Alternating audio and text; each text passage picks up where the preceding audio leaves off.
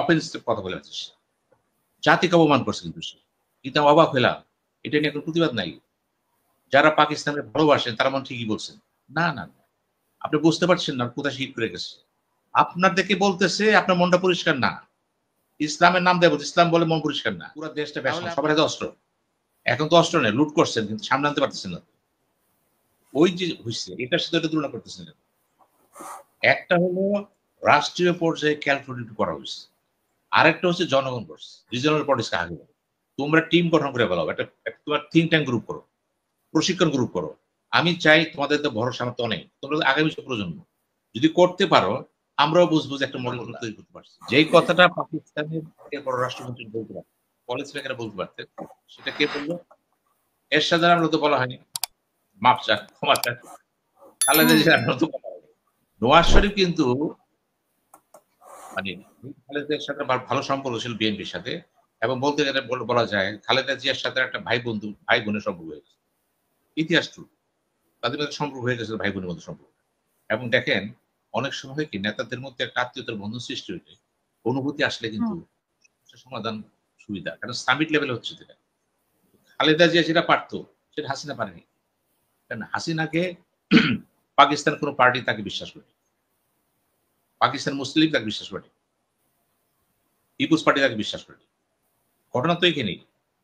এখন এই জিনিসটা যদি আপনি আগায় দিতে চান, first diplomacy track 1, government to government, track 2, track 3, track 4, track 5, track 6, 7, even intelligence সব জায়গায় কিন্তু আছে।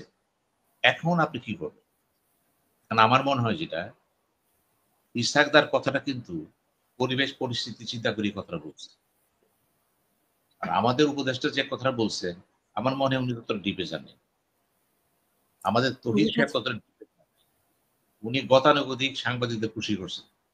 This is not diplomacy, it is not diplomacy. বিহাইন্ডে অন্য কিছু, বিহাইন্ডে উনিও চাচ্ছেন যে একটা ভালো সম্পর্ক আসুক। Political diplomacy or diplomacy proper and পার্থক্য আছে, কিন্তু political diplomacy always far sided চলে। এখানে প্রজ্ঞা, অভিজ্ঞতা, দক্ষতা এবং উদারতা, অ্যাকোমোডেশন অনেক বড় থাকে। কিন্তু শুধু ডিপ্লোমেসিতে কিন্তু ফরম্যাটটা থাকে লিমিটেড। পৃথিবীতে যা কিছু ঘটছে summit diplomacy always a political diplomacy. এখন আমি মনে করি পাকিস্তান বাংলাদেশ সম্পর্কের ক্ষেত্রে যদি আরো গভীরে যেতে চান, বা এই ইস্যুগুলি যদি ধরনের ইস্যুগুলি যদি একটু মাটি দিতে চান, পাকিস্তানকে বুঝতে হবে যে বাংলাদেশের কোনো না কোনো দল বা কোনো না কোনো গোষ্ঠী এটাকে ধরে এখন আছে। মুক্তিযুদ্ধের সাথে কিন্তু এটা এক করে ফেলেছে, এটা পারবেন না, এটা inseparable from the war of liberation. এই ক্ষেত্রে আপনি কি করবেন? আপনি জেদ ধরেন না।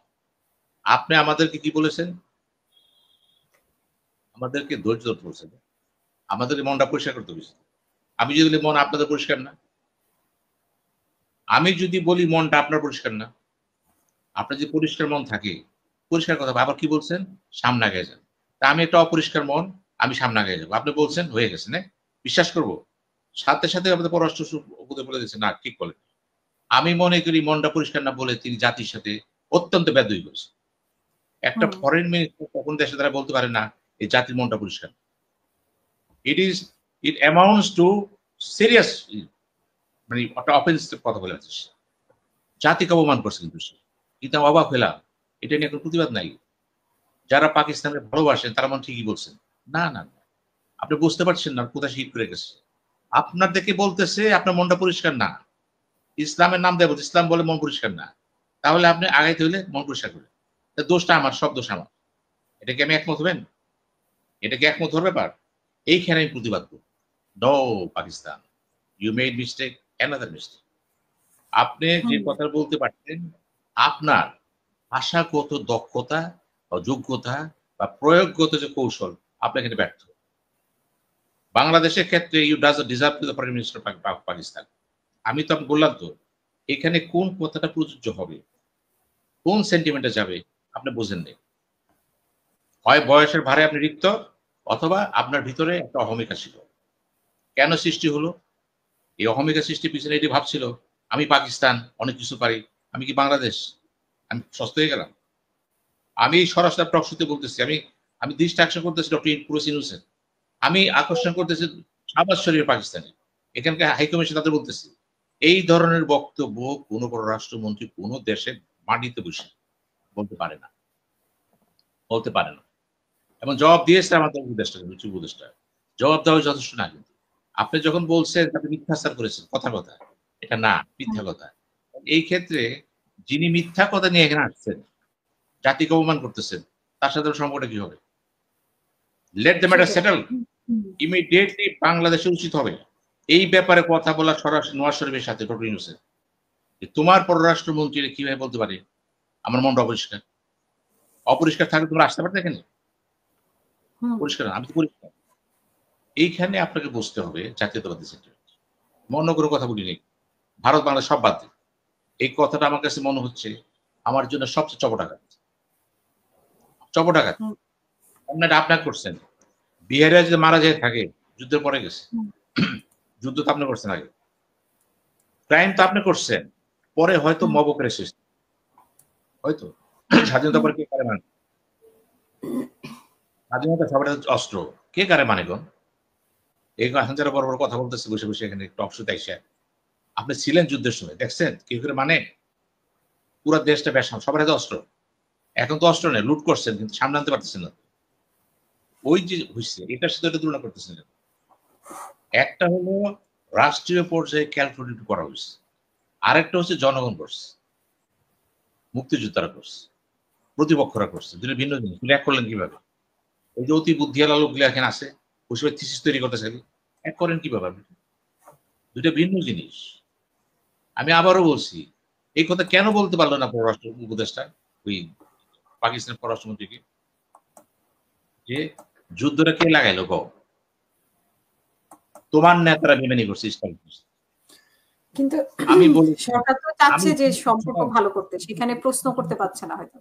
আমি বলেছি এই যে বর্তমান যে হাই কমিশন আসছে, এর আগে একজন ছিল, তার সাথে যখন কথা হলো, আমি হাই কমিশনের দাওয়াতে গেছিলাম, আমি অনেকের সামনে বললাম, আমার সামনে ছিল তো যার আপনি চরমনে পীর সাহেবের সেকেন্ড ম্যান, সামনে ছিল। আমি তাকে বলছি ইডিয়েটিভ মিস্টেক কেন করতেছি তোমরা? এই দাওয়াত দিছো, কাকে দাওয়াত দিছো তোমরা? তোমরা সবসময় এদের দাওয়াত দাও কেন? দাওয়াতটা তোমার দাওয়াতটা এমপিটা বড় করো না কেন? ডিপ্লোম্যাটিক অফিস এটা, তুমি সব গ্রুপের সাথে ম্যানেজ করো। তুমি প্রমাণ করতেছো তুমি তোমার কিছু তোমার আছে, তা না। পাকিস্তান তো ভূমিকা আছে। বাংলাদেশে পলিটিক্সে পাকিস্তান ভারত দুটো ইম্পর্টেন্ট কান্ট্রি, দুটো ইম্পর্টেন্ট কান্ট্রি। এখন how to create a balance between the two, it depends on the statesmanship of the party in power, তার উপর নির্ভর করে। সুতরাং আমার কাছে এই টক শোতে আপনার বলি, দুটো ইম্পর্টেন্ট জিনিস হচ্ছে পাকিস্তানের পররাষ্ট্রমন্ত্রী আমাদের বাংলাদেশকে খুব হাওয়া প্রতিবন্ধক করেছে।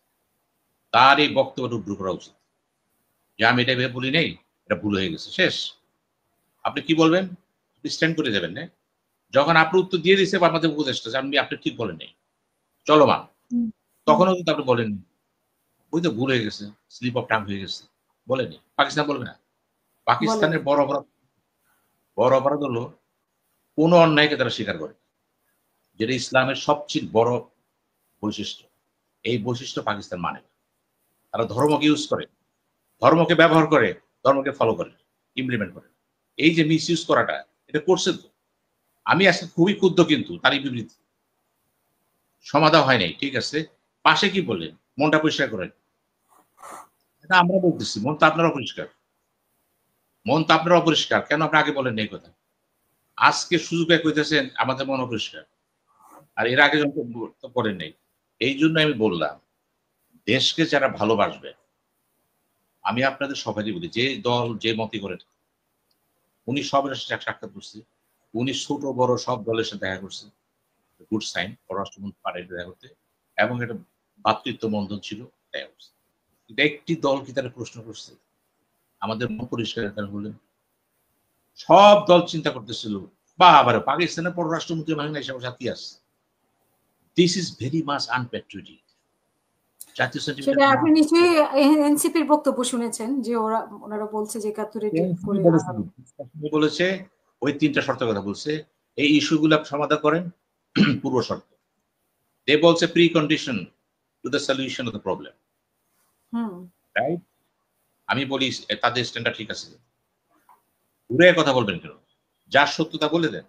হ্যাঁ, অনেকে বলবে সিবির ওদের বয়স কম, অনেক কিছু বোঝে না, এগুলি বইলে তে বলতে আসছে। কথা তো একটাই, ওরা বলছে এটা, অন্য কোনো পার্টি তো এইভাবে সরাসরি করেনি, তারা ঘুরে ঘুরে বলছেন। এখন পাকিস্তানের কাছে আপনি কি প্রত্যাশা? কিন্তু অনেকে তো এটাও বলবে যে ওরা তো মুক্তিযুদ্ধকেই অনেকটা স্বীকৃতি দিতে চায় না, ওরা তো 24টাই বেশি পাবে।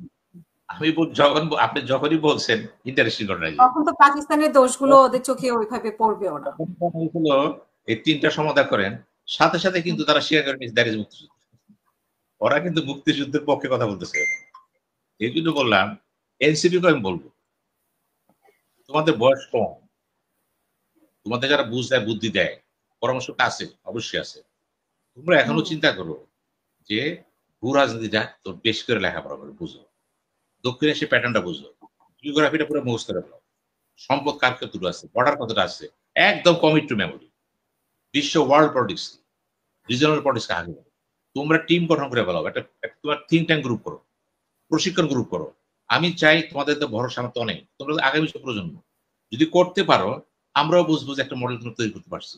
ধন্যবাদ। আমি তো সেটি চাচ্ছি যে নতুন প্রজন্মের সামনে যেটা আসবে চ্যালেঞ্জ আর মোকাবেলা করতে হবে। আমাদের ডিপ্লোমেসি যারা হবে, এই যে ফরেন মিনিস্ট্রি চলতেছে, একসময় ছিল, কিন্তু ছিল ভালো ডিপ্লোমেট ছিল, এখনো আছে, কিন্তু সেইভাবে তা আগ্রহ নাই। আমাদের ডিপ্লোমেটদেরকে অতীতে এই 15 বছর ডিপ্লোমেটদের মারা হয়েছিল, অর্থাৎ দে হ্যাভ বিন, কি বলবেন, অলমোস্ট তাদের শ্বাসরুদ্ধ করে রয়েছে। ভালো ডিপ্লোমেট কাজ করতে পারতেছে না, কারণ তাকে ইনস্ট্রাকশন দেওয়া হচ্ছে এইভাবে করো। অফিসারদের দূষণ কম, কিন্তু অফিসারকে তৈরি করছে কে? Political set up. তারা যদি বলে এইভাবে চলো, তাদের করার কিছু নেই। আমি অনেক ডিপ্লোমেটের চিনি, ঝানু ডিপ্লোমেট, কিন্তু কাজ করতে পারছে না, মনের মধ্যে অ্যাগনি আছে, বুঝতে পারতেছে, পায় না।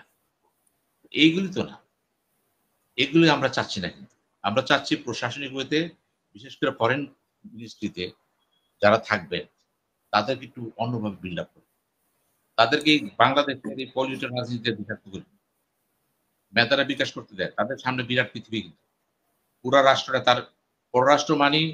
দেখেন, পররাষ্ট্রমন্ত্রী কত সুবিধা আছে, উনি যখন যে দেশে যাবেন একমাত্র মিনিস্টার, যে কোনো বিষয়ে আলোচনা করতে পারবেন এবং কন্ট্রাক্ট সাইন করতে পারবেন, যেটা অন্য মন্ত্রী স্পেশাল পাওয়ার।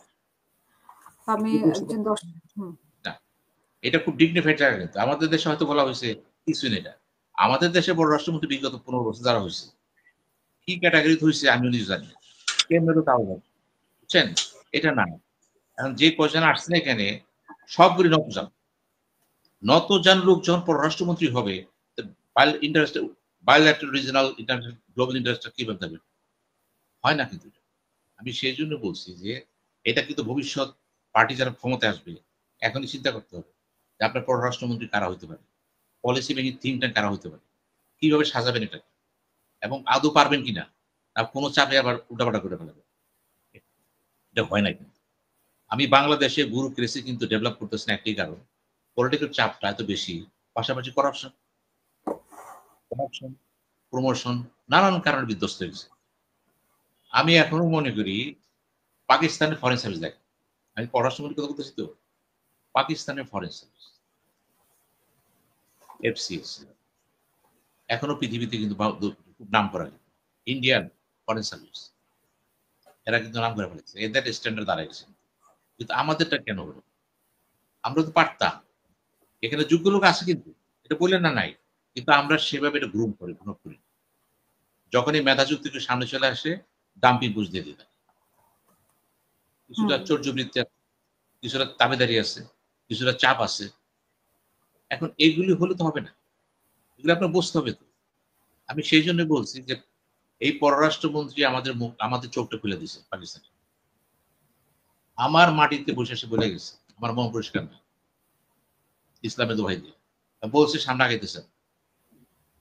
তাহলে কাজ করেন, বাংলাদেশের সব নেতাদের বলেন, সরকার সহ, আপনারা কি পাউডার দিয়ে মনটা পরিষ্কার করেন নাকি, অথবা মক্কায় হজ করে আসেন, হজ করে পাকিস্তানের সাথে কথা বলে, ব্যাপারটা কি তাই? I do request all the political parties in Bangladesh, please speak against this speech. বলেন